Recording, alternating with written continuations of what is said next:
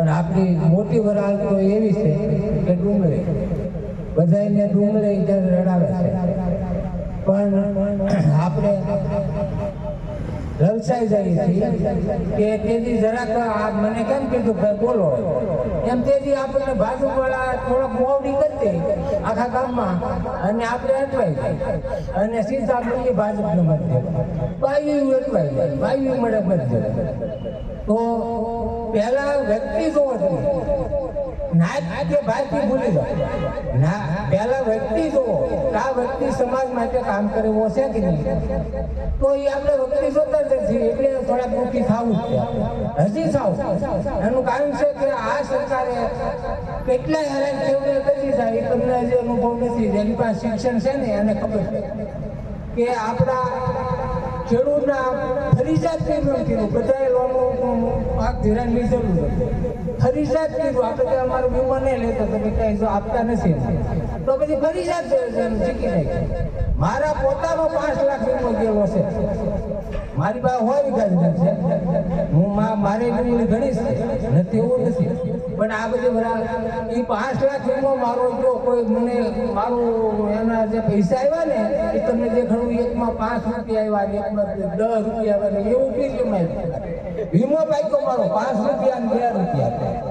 અને બાકીના બધા પૈસા પાછા તમારા પ્રીમિયમ કેટલા કપાણા ખબર છે કોઈને નહીં ખબર હોય 2000 રૂપિયા તમને કીધું તમારું યાદ આવ્યું પણ તમારું પ્રીમિયમ કપાણું તમને કોઈ જોવરાયું નહીં પ્રીમિયમ કાપી અને એને અમે તમારા 2000 ને સરકારે પાસે એમાં નાખ્યા 10000 4 કિલો સરકાર નાખતી હતી આપણને અને 2000 આપણા પોતાના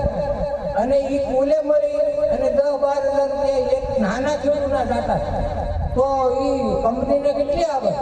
અને કંપની વાળા એ બધા જે સરકારે નાખે ને એને ઘેર લઈ જાય રાજકારણ અને તમને કઈ આપ્યું નહીં આપણા પૈસા હતા એની પાસે આ મુદ્દો છે અને આ ડુંગળીમાં શું કરે આ ડુંગળીમાં એ કમાવાની નીતિ છે સાંભળતા હોય તો ઘનશ્યામભાઈ સાંભળતા હોય તો ઘનશ્યામભાઈ લિમિટેડ જોયું તો ખેડૂતે હાવ હેરાન કરી દીધા તો ડુંગળી આપણી નિકાસ બંધ કરી ડુંગળી નિકાસ બંધ કરી અને મફત આ કારખાના વાળાને અપાવે કારખાના વાળા પૈસા આપે નિકાસ બંધ કરવાને આપે ચાલુ કરવાને આપે તો પછી એ પૈસા એની પાસે રાખે અને ખોટ કોને આવે તમારે એટલે આવું આ બધું છે પણ હવેથી કેમ કરવું વિચાર કરીને બધા ખેડૂત આવી જો કે આમાં ખેડૂતો આપણે નાના ખેડૂત છે કે બહુ મોટા દાદા ખેડૂત નથી પણ હવેથી શું કરવું તમે પોતે વિચારજો અને કેમ રહેવું બાકી હું તો મારી રીતે રહું છું હું મારી જમીન છે મારી પાસે હોવી ગયા પણ હું ફાર્મ લઈ આપ્યા મને આ સરકાર આવી તે મને ખબર પડી હતી કામમાં કઈ મને હા મને આજથી 20 વર્ષ પહેલા કનુભાઈ તલસરે કીધું કનુભાઈ તલસરે મને કીધું સદુભાઈ તમે એક ધ્યાન રાખજો આ જેવી આ સરકાર બંધારણ બાંધ્યું તેથી કનુભાઈ તલસરે કીધું હતું કે જમીન તમારે ગમે અને વેચવાનું આવશે તમારે લેણું નહીં હોય તો તમને મન થઈ જાય વેચી અને લેણું થઈ જાય તો વેચવું પડશે અને વેચી અને પણ લેણું નહીં હોય ને તો તમને એમ થાય કે હવે વેચી નાખ્યું આમાં દાળિયા મળતા નથી કઈ ખાતર મોંઘું દવા મોંઘી દવા સાથે દાળિયો ન મળે તો પછી તમે એનું ખેતી કરવી કેવી રીતે તો ખેતી નહીં થાય એટલે કે હવે આની કરતા તો 5 લાખ વીઘે આવે છે વેચી નાખીને આપણે ઉદ્યોગ તમે ન રાખી દઈએ ઉદ્યોગ મળ્યા જાય એમાં મજા છે ત્યારે 40% ઉદ્યોગ મળી જાય ખેડૂત આ નથી કોઈ બધા ફાર્મ મળી આપી દે મોટા આ મોટા ખેડૂત છે ને એ બધા ફાર્મ મળી આપે અને આપણા ભાઈઓ છે કોળી ભાઈઓ એ બધા ફાર્મ મળી રાખે બળકી રાખે એને એમ કે હવે કઈ થાય તો અમે કહેતો અમને ફોન કરજો ને આપણે શું જોવે આપણે ત્યારે ધર્મ સંકટ આવ્યું તો કે લાઈટ વાળા કહું આવ્યા હોય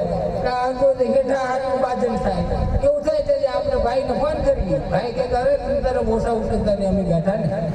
પછી કાંઈ આવે નહીં કે સાહેબ માગે જાવ ને કે સાહેબ માગે એટલા